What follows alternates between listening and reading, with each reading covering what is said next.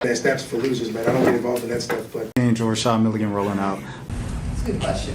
Brandon, you want one quick question? We can't ask Rashad a question. The next topic. Next topic is Hawks fans. So I went on a rant the other day about nostalgia. Is another example of it right here. Yuri said 2007 to 17, greater than. He said, so this all started with Elon hates me, KJ. He said, the day we go back to this logo is the day I'll be happy. I mean, wow. And Yuri said we are actually winning over 45 days and consistently in the playoffs when we had this logo and color scheme. The Atlanta Hawks were constantly winning over 45 games and constantly were in the playoffs with that logo scheme and color scheme because their starting lineup for the most part was Mike Bibby, Joe Johnson, Marvin Williams, Josh Smith, and Al Horford. Those are four borderline all-star guys, and then one very solid starter. That is why the team, and they always had a decent six-man coming off the bench, whether it be Josh Childress. He went to Greece. They got Flip Murray and Mo Evans. Those guys leave. Then they get Jamal Crawford. They always had a solid six-man coming off the bench, a solid 6, 7, 8-man rotation. That's why they won 45 games every year, bro. It wasn't because the colors were nice and stuff because people were complaining about the colors. I remember Andre 3000, believe it or not.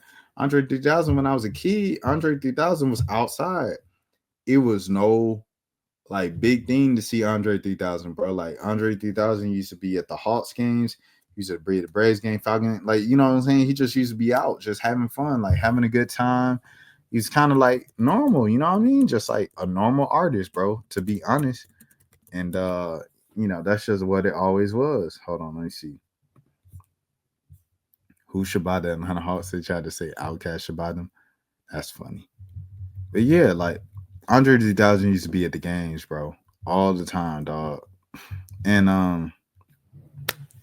one time they interviewed him, and he said, "They're like, what do you think with the Hawks?" He said, "I think we need our colors back. The red and the yellow. We need our colors back. Like the blue, red, white, and blue is cool, but we need our colors back." And that's all bro said. You know what I mean? So it's people were constantly yo, go back to the pack, man. Go back to our old colors. The whole time the Hawks had this logo and these colors.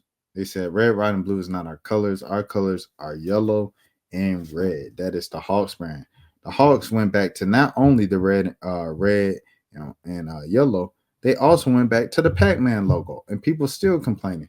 You know the reason why the Hawks are missing the playoffs and our proverbial play-in team is because their roster is bottom half of the Eastern Conference. No type of depth, no type of health. Them jokers have been unhealthy the entire Trae Young era. The entire Trae Young era, them jokers have been hurt. It just is what it is. And on top of that, they don't have the depth, bro. They just don't have the depth, bro. When they had the depth with Lou Williams, Bogey in his prime, Gallo, having a second prime and things. When they had all that, John Collins and all them jokers, man, let me tell you something. When they could go 9 deep, they went to the Eastern Conference Finals. That's just the difference, bro. Them boys can't go respect, salute to a lot of them dudes that was in the rotation. But once you see some of them folks in the rotation on the floor, you're like, oh, yeah, the Hawks ain't got a chance. Shout out to Plowden. Shout out to Daquan Plowden. Shout out to, Dominique Barlow, everything like that. But when you see them jokers in the game, man, them folks just ain't have the depth like that, bro. All them folks was hurt. And that's what it was.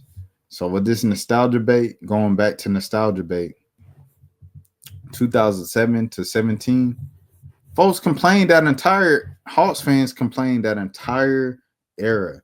Outside of the era, the season, 08, in the playoffs against the Boston Celtics where they pushed them to 7 games. That's the only time Hawks fans weren't complaining, bro. See, the thing about getting older, you old enough to remember stuff in real time. Hawks fans was complaining the whole 2010s 2010, they gave Joe Johnson like the third biggest contract in the NBA. It was a max deal over 100,000, which is like nothing now. But back in 2012, it was a really big deal. And it was 2010, I believe. Really big deal. People booed him because he won't get into the like Eastern Conference Finals, and he the third highest player in the league, and it was just bad, bro. Hawks fans complained. They didn't like when it was Millsap and they were winning. People complained about like Millsap being good, but he was a boring player to watch. He wasn't Josh Smith. When Josh Smith was there, people complained about Josh Smith taking too many threes.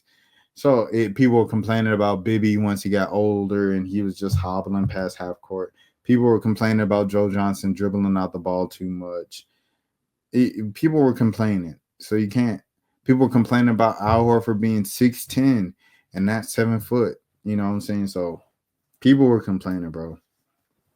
So this whole nostalgia bait switch of, man, it was so much better in 2007, 2017. It's a whole different story, bro. People were complaining when they won 60 games. If they had one star, they just had one star. So save it with me, bro. Save the nostalgia bait. Appreciate what you have now, because people are going, post Trae Young, people want to be like, dang, like, I remember we had Trae Young, we had a superstar in the city. We had a star in the city, bro. Like, Trae Young had the whole signature. He just had it, bro.